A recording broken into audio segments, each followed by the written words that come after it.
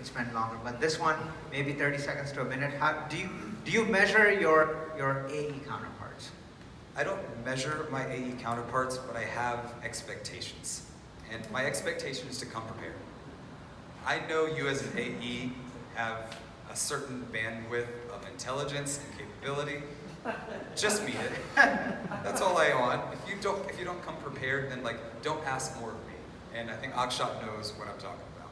Oh man.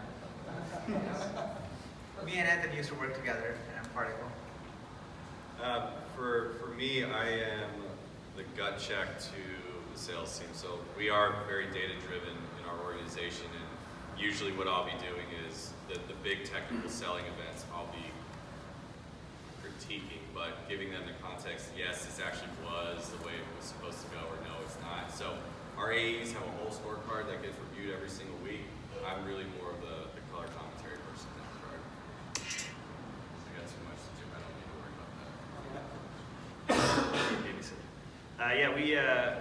We introduced closing on a year ago, a new process for asking for SE time. And so we've built a lot of metrics out of that, spearheaded by my team lead in EMEA, Toby Colbart, who's building out metrics around things like how many, what's the dollar to number of sales support requests that get put in for any given account executive. And looking at that lens, we can identify AEs who are really requesting a lot of help and perhaps too much for the amount of money that they're bringing in, and vice versa, folks who aren't requesting enough help, which actually we found introduces a churn risk later on because the deals are not quite as likely to be as solid for us.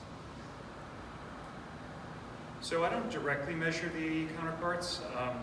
Everyone's familiar with the concept of a one-on-one.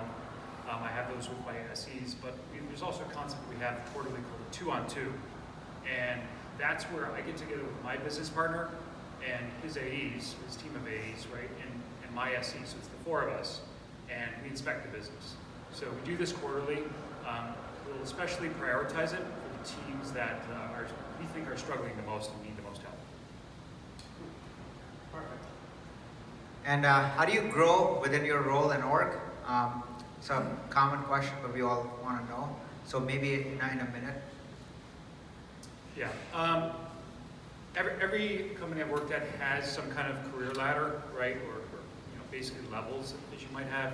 And one of the things that I see that's really a strong correlation between going from lowest level to highest level is the impact to the team and the impact to the organization or the company, right? I think that's the biggest thing. If you have someone entry level, the biggest impact they'll make is maybe to this particular territory or a few accounts, right? But if you get to that highest level, a team lead, a principal, whatever whatever companies call it, the expectation is they're going to have an impact to the entire team. They might be assigned specific responsibilities for a territory, but the expectation is that they will also have influence on the greater team and be seen as someone that can give back to the wider team. Yeah, I agree with that. Expectations grow at each step of the way, and for me personally, the biggest challenge is just more of the strategic thinking hat, right? So as the team grows, as our organization grows, it's a lot less of the actual playing and a lot more of the coaching. A big part of that is being able to pull a really disgusting corporate phrase, see around corners, and really understand, what is that big picture and where we're trying to drive things on a longer time frame than just the next 3 to 6 months.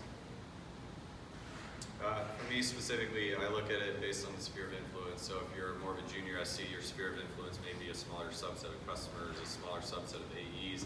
So how do you influence those within that realm positively? And then more specifically within that, it's how do you get good at what you're supposed to be good at that given time? We're all SCs. We know we can do whatever is put in front of us better than whoever else is supposed to do it. So how do we make sure that we don't just go chase the next thing that we know needs fixing? How do we focus on getting a few things done really well in a specific set of time that has the highest impact on what your sphere of influence might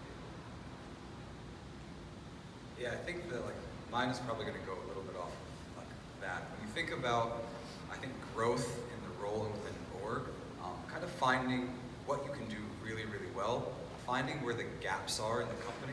The company is a group of people that have responsibilities. Some responsibilities fall off. If you can somehow identify a better way that those things will no longer fall off, how can you fix them? Actively come up with a plan and then campaign with that plan. Talk to your direct manager, talk to your direct team of influence, talk to somebody that's an adjacent team that might be helping. You're campaigning because you want to be able to do more. You want to take on the responsibility, and then by having a plan, you have a way to execute on that responsibility. And so kind of finding that sphere of influence, but then making sure that you execute on it, I think will allow you to grow in any role, no matter where you go, because then people know that they can trust you to get things done. At the end of the day, if you get something done, people will rely on it. Awesome. Just gonna take a pause here, feel the room a little bit. What do you guys think of the question so far? Does it make sense? Anyone has a comment or question about anything so far?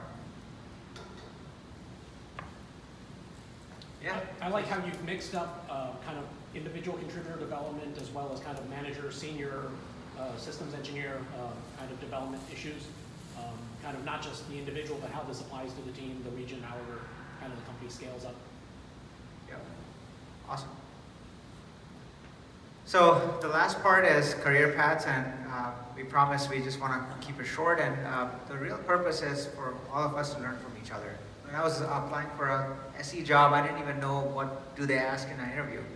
I mean, everyone has a first time, right? And there's no degree in sales in college. So this is our chance to kind of learn from each other. So if it's helpful to you guys, we want to hear from you and what can be improved for the next ones. So with that, let's move to career paths. And this question says, what is your professional aspiration?